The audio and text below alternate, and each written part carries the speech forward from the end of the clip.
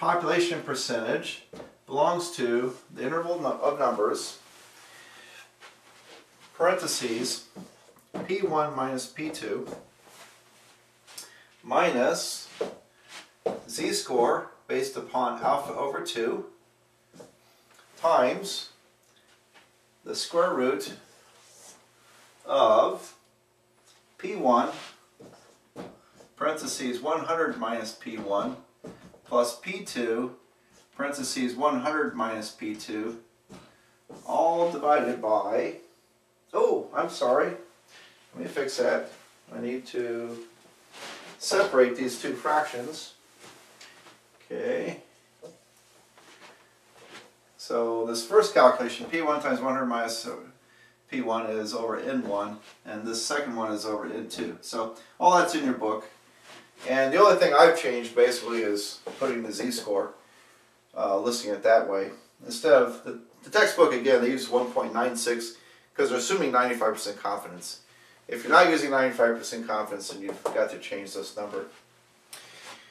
And then, comma, P1 minus P2, and then plus the z-score of alpha over 2 times that big square root, which I don't think I'll recopy this time. So there's my version of the formula, almost the same as the book.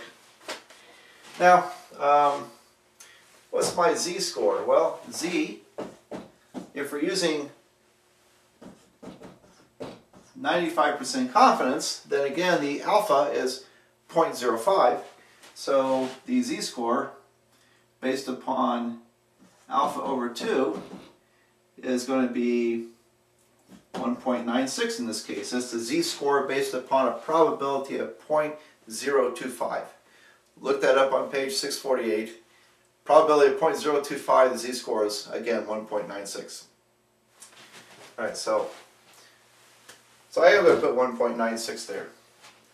Alright, so plugging in the numbers, pi belongs to, bracket, we take the difference in the percentages, 61 minus 5, minus 1.96 square root of 61 times 39 divided by 41 plus 5 times 95 over 807, comma, and then 61 minus 5 plus 1.96 times that big square root. So I plugged all the numbers in. Like before, I hope your calculator skills are okay. Mine will be better when I find the calculator. Here they are. Here it is.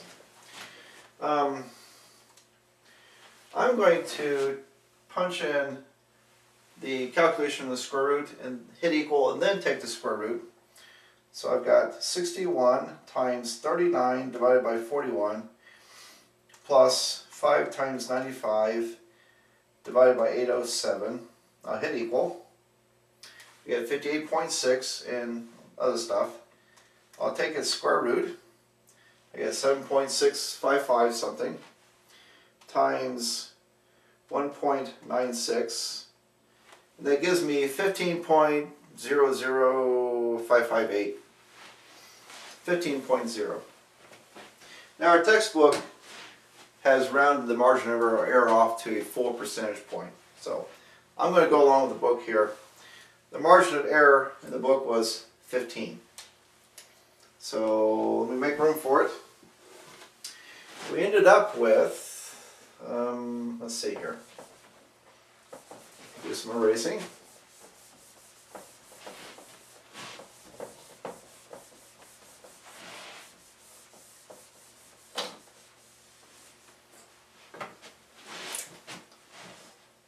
The difference between 61 and 5 was 56%. The margin of error was 15%. So 56 minus 15 and 56 plus 15. So the population percentage difference ranges from 41 to 71. So in other words, the population,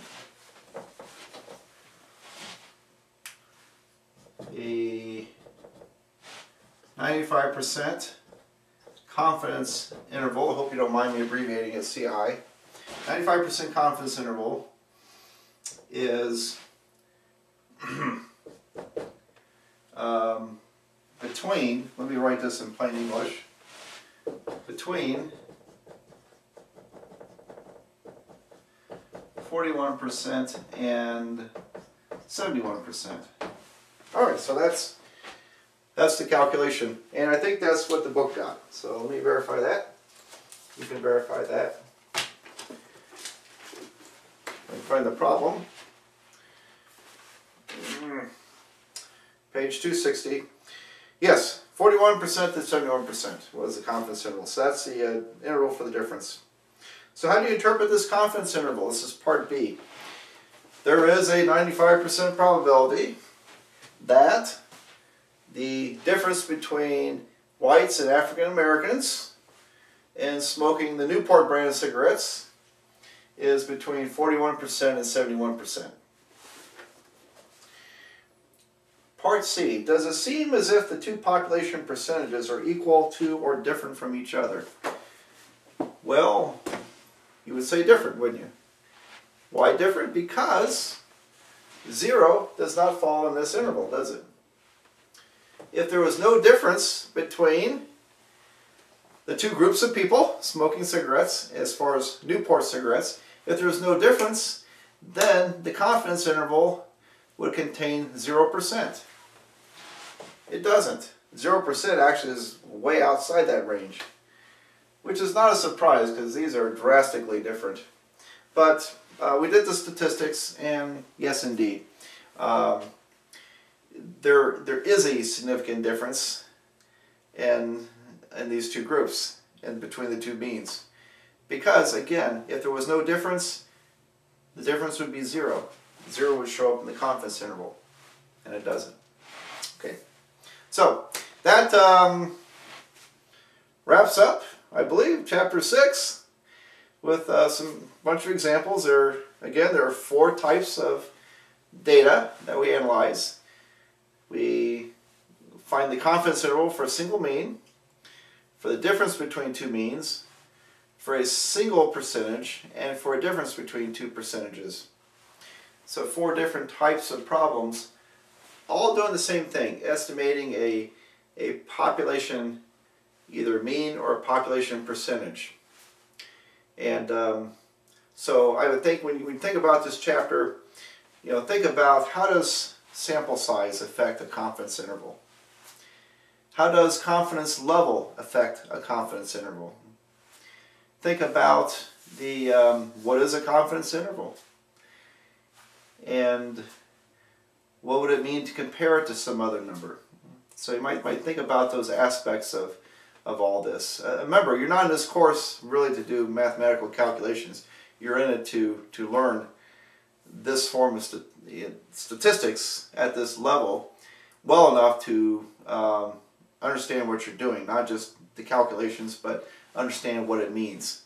And so with that, I think I'm done with Chapter 6, and we'll move on to Chapter 7.